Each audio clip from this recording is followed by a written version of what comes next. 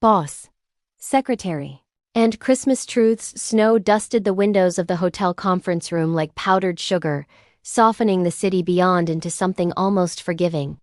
Daniel Harper loosened his tie and stared at the final slide on the screen, numbers glowing back at him with a confidence he didn't feel. Across the table, Maya Collins closed her notebook. She had that calm efficiency she always carried, sharp eyes, steady hands, a way of anticipating needs before he voiced them. She had been his secretary for 3 years, the quiet axis around which his workdays turned. "Presentation's ready for tomorrow," she said. "I emailed the revised contracts to legal. And the client dinner is at 7. Daniel nodded. "Thank you, Maya. As always. As always." The words landed heavier than usual. This business trip wasn't supposed to feel different. It was just another end-of-year deal, scheduled inconveniently close to Christmas.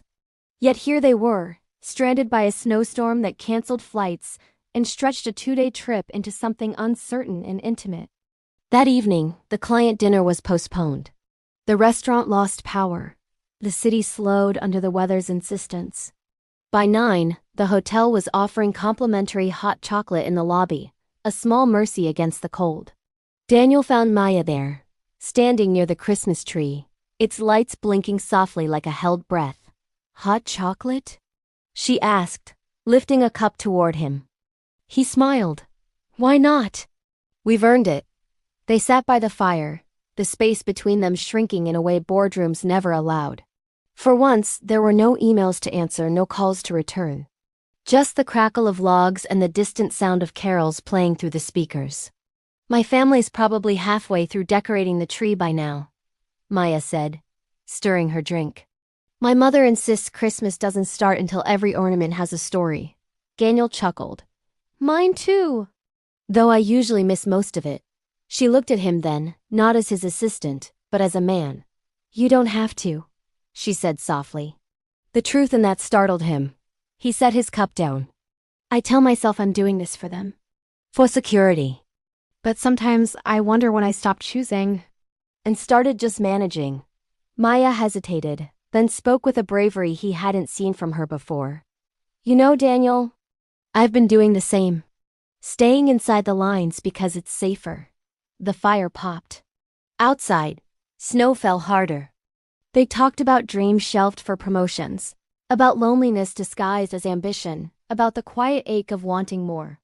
With each confession, the invisible wall between boss and secretary thinned, until it felt less like a boundary and more like a question. "I don't want to cross a line," Daniel said at last. "Not if it costs you anything." Maya met his gaze. "Truth doesn't cost," she replied. "It frees." In that moment they didn't touch. They didn't need to. What changed was something deeper, a recognition, a mutual honesty that couldn't be folded back into polite professionalism.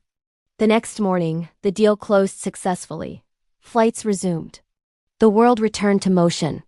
But when Daniel handed Maya a small wrapped box before they parted, she smiled through misted eyes. Inside was a simple ornament, a compass. "For choices," he said. "And for stories yet to be told." Christmas didn't give them an ending.